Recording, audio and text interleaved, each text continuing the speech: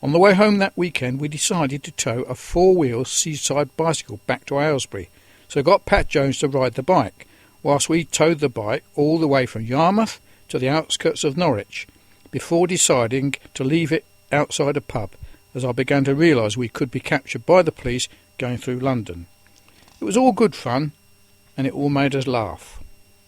It was in the summer of 1968, shortly after my brother had been released from prison, and I had served time in Borstal, we decided to go on holiday. Michael had become friendly with a girl called Karen Mead, but this did not stop our plans. We were going off with no plans to return. Michael had a nice long wheelbase Bedford van. It was fitted out with our equipment to live in. We fitted it with double mattress on the roof with a tarpaulin-like tent. This was to be our sleeping arrangement. It was decided we would make our way to Newquay in Cornwall, and I remember going there with my parents when I was 16 years old. That year the sun was hot, the surfing was good, and a really nice summer. We were off to seek the sun. I had been to Newquay before, and I told Michael all about it. It was a place to go for surfing, to seek the sun. The Beatles had been there before us, stayed at the Atlantic Hotel, and were filming their notable film Magical Mystery Tour. They booked into the Atlantic Hotel in Newquay on Tuesday, the 12th of September 1967, and left on Friday the 15th.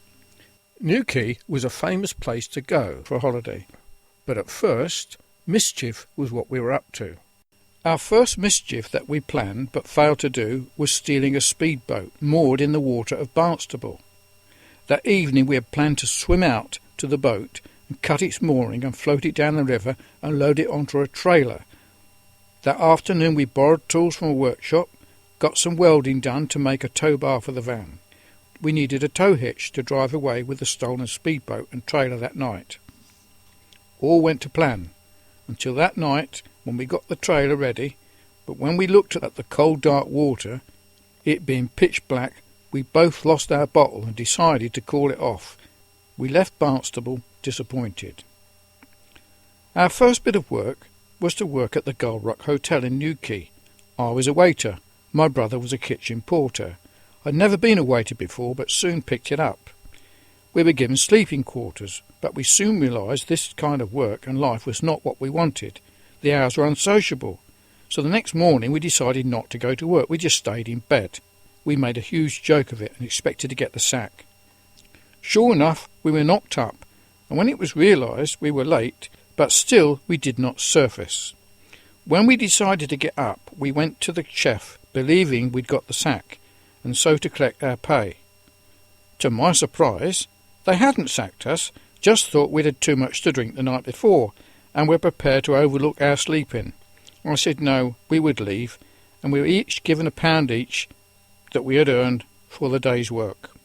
In our mischief, we went back to the sleeping quarters the next day, where the girls were sleeping, and jumped into bed with the two girls. They didn't really want this, and made a bit of a protest. But before we left, the manager's wife had been informed and came to see what was happening. As she came into the bedroom, we were seen in bed with Angela, the chambermaid. The manageress screamed, "Oh, Angela, how could you?" The girl got the sack, and I felt really bad about that afterwards. Shortly after this, we decided to rob a petrol station to get some money. My brother tried to disguise himself, wearing a long girl's wig, but this made him stand out even more, because he was flat-chested and had no hips, like a woman, and this attracted attention rather than do the opposite. That idea was discarded, so I decided I would take the money. When the attendant was looking after a motorist, I crept up to the till and took the notes and ran away behind some building, then quickly emerged, dressed in an old overall coat, and walked away slowly without being noticed. In the end, I noticed my brother writing to his girlfriend, and somehow we decided to return home to Aylesbury.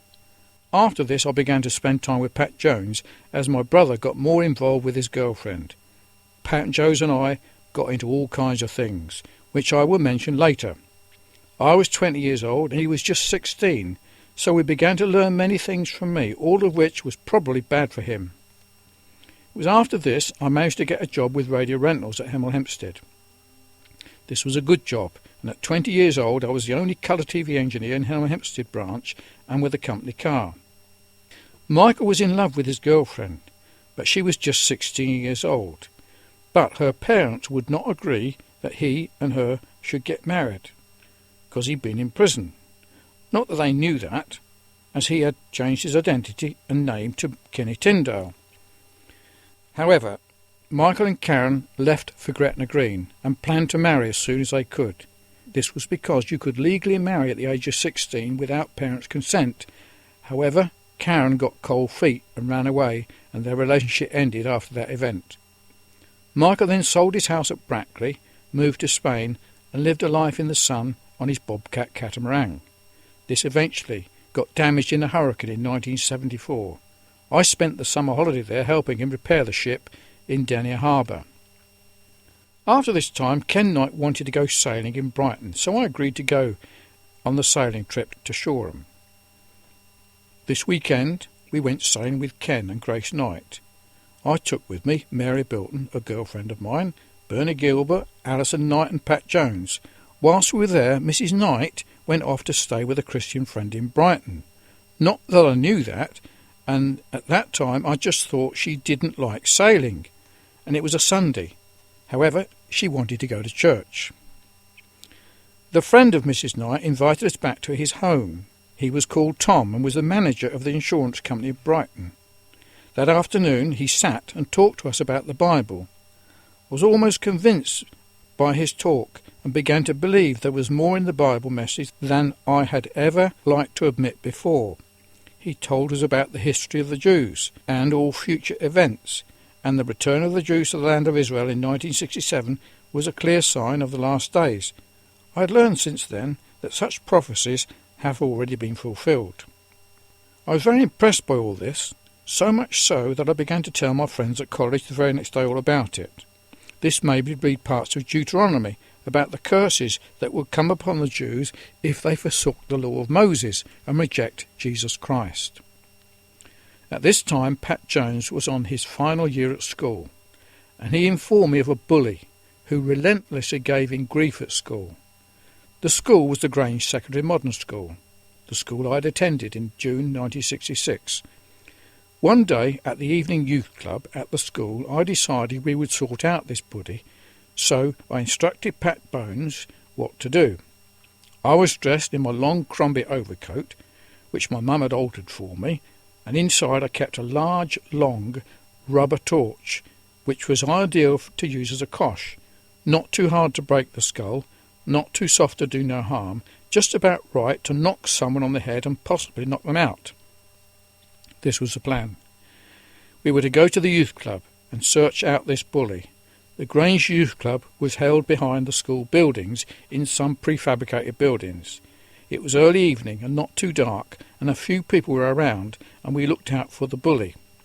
I gave Pat Jones the large, heavy rubber torch and said to him, "Now, when you see the bully, you must call out to him, 'Come here,' and walk towards him. When he came right up close, he was to shout at him the words, 'I've had enough of you and your nonsense, and if you don't watch out, I'm going to set Dave Clark onto you.' He was then to point in the direction away from him so as to make the bully turn around and look over his shoulder. 'Look over there.' And when he turned round, he was to hit him on the head as hard as he could with the torch. Then say, 'Now I'm going to do it again,' and roar at him. The plan went perfectly. We saw the bully dressed in his denim jacket. He had slight ginger hair. I'm sure his nickname was Ginger, and I had never met him before. Pat Jones shouted out to him, and sure enough the bully came walking like a gorilla, swinging his arms, almost running to Pat Jones, eager to get him. I was happy, because this was where he was going to get the treatment. Pat did exactly as instructed. He said, 'Look over there,' and as he turned around, Pat walloped this bully hard on the head.